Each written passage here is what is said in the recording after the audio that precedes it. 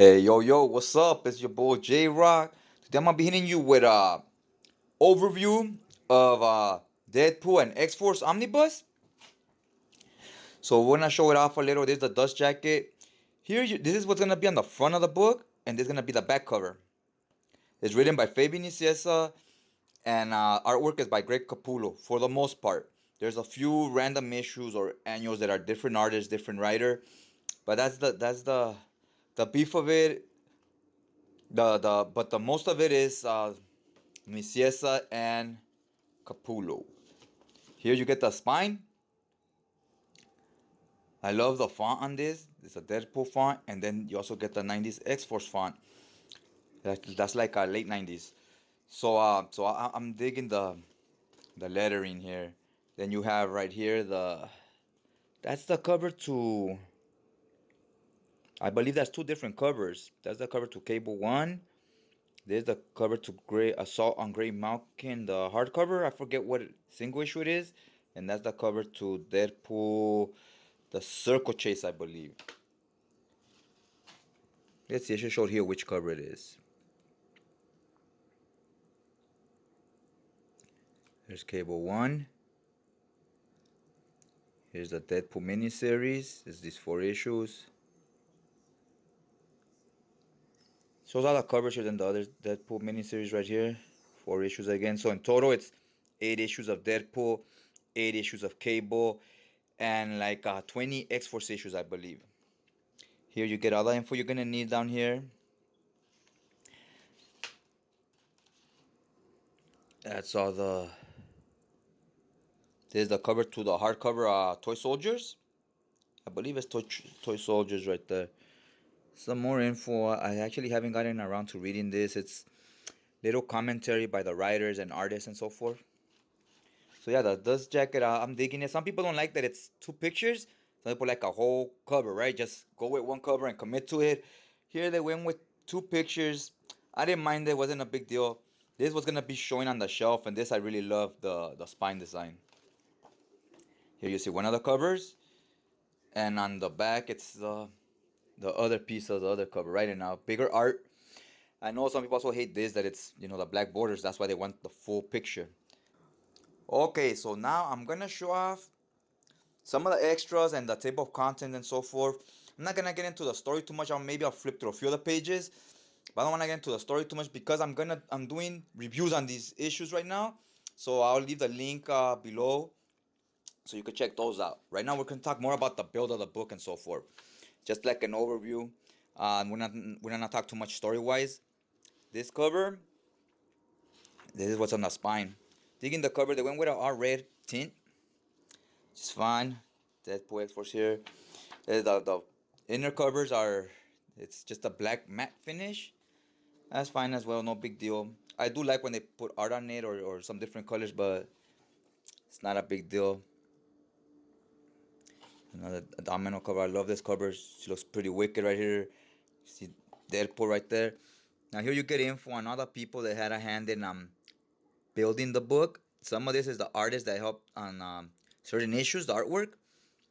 And then some of this other stuff is right here. King Lashley, Greg Capullo, this for the covers. Inkers, colorists. A lot of people worked on this. Now the table content is dope because in a lot of the DC books, I feel they do a poor job on this, and Marvel is just is always up on game when it comes to this. At least usually. See here it has the page count and what issues are in that, right? Like X-Force issue 19 tells you what year it came out, February 1993, start on page 31. X-Force issue 20, March 1993, start on issue 84, and so forth, right? You get all the issues here. Now here you're gonna have here it says the end of the pages. The last issue will be Deadpool number 4 in November of 1994. So this covers most of 93 and 94 here. You get this. In case you didn't read the material before this, which would basically be the Executioner song hardcover, tells you here so that you're not too lost when you start this. You read this, it tells you what happened in Executioner song, which was a crossover between X-Men, X-Force, X-Factor. So it tells you what the teams were up to right here. It says previously on X-Men, you know what I'm saying? You read this. Since I've read those books leading into this, I wouldn't have to read this. But for those of you that don't collect every single book, it's good that they include this page here. They're conscious of, there's some people out there that maybe they don't want every book. They just want this one, or they want to nitpick which storylines they want, right? So they would need this to kind of know where we're at. Here it starts with the first issue, New Warriors. This first issue is still written by Fabian Nicieza because he was writing New Warriors, Cable, and X-Force at the time. But the artist here is Derek Robertson. Now let's get to some of the extras on the back. Alright, so this is at the ending of the book, and I'm going to talk about a little bit about the extras. Here we have this magazine called Marvel Age. This is issue 122. This was back in March of 1993. I like the extras on this book are some of my favorite. They're right there with the Jim Lee X-Men Volume 2 Omnibus. That's probably some of my favorite extras, and this one's right up there with that. So we get this coverage. Now here they're telling you about the process, and how they're gonna start making giving Cable his own series, right? They're explaining that to you here, how, we're giving Cable his own series, and since Fabian Nicieza writing X-Force, he wanted to do Cable because in X-Force we have so many characters, and Cable's this new character they were trying to build up at the time. They felt in that book, if they commit too much time to him, they wouldn't give as much time to the other characters, so they said we should give him his own series, which I thought was a pretty good idea. That way you develop that character, and on the X-Force book, you concentrate more on Cannonball and the rest of the guys, right? Now here this Marvel Age issue 127, August 1993. These are the hologram covers. So see here, this half is hologram, this half is the artwork. And this is some great stuff here because at this time they were doing the Fatal Attractions crossover. That was a big event because it was the 30th anniversary of X-Men. So they wanted to make a big deal about it.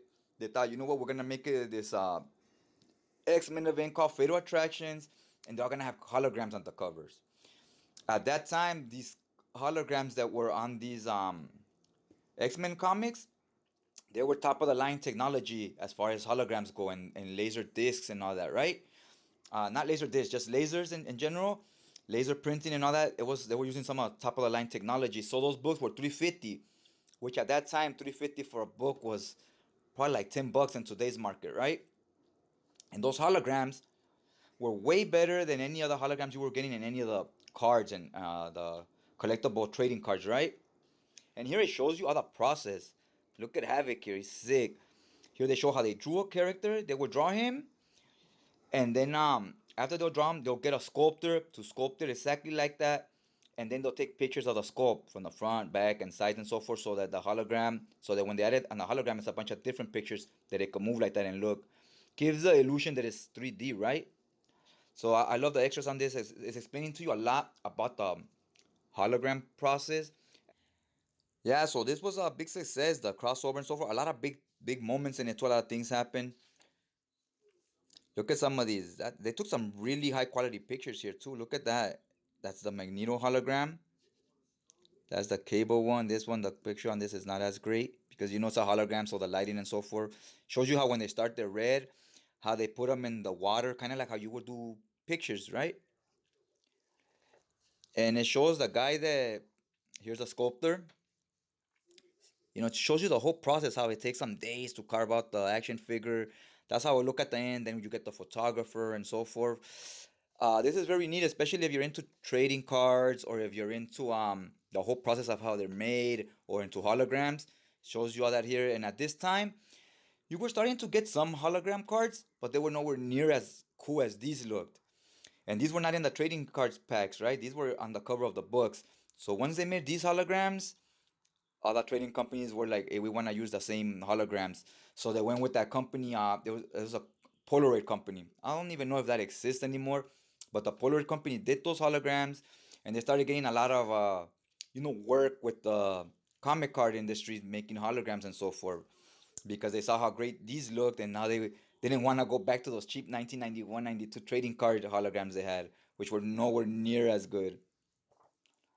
Then we get some sketches here.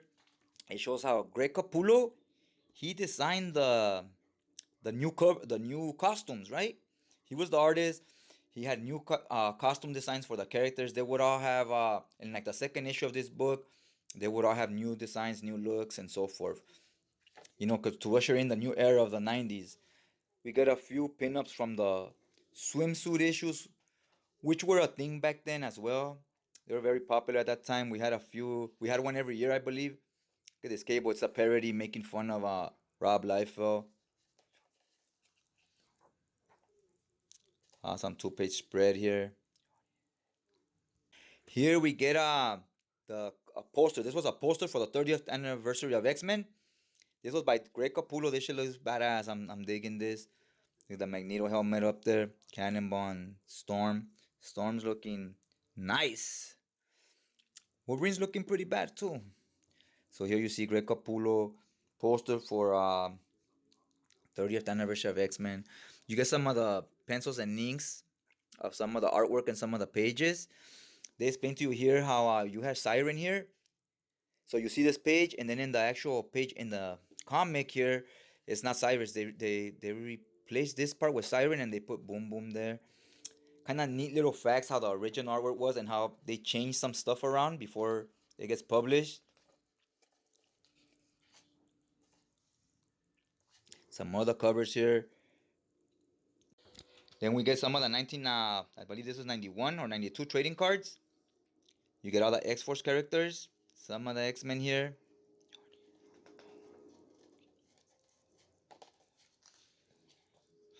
Now here, what I like here, we get the covers to other trade paperbacks. In case this omnibus is out of print or you can't find it at your shop, and you just care about the material, you don't want the actual hardcover, it shows you all the material you would need. You would need this trade paperback, Deadpool, the Circle Chase. This is the cover to the trade paperback. That would be 4 issues of Deadpool. Then you would need this paperback, Deadpool, Sins of the Past. Then you would need this hardcover, Assault on Great Malkin. It's a Marvel Premiere hardcover, which are nicely built and have a lot of nice extras as well. This would be the front cover to that book. This would be the back cover to that book. I really like how they showed you all this stuff back here, so you know what books was the material previously collected in. And there's the cover to the next X-Force hardcover you would need. It's Toy Soldiers. Front cover, the back cover. I used to have all those hardcovers. I got rid of them once I got the Omnibus. But they're real nice quality, and I like the extras on those as well.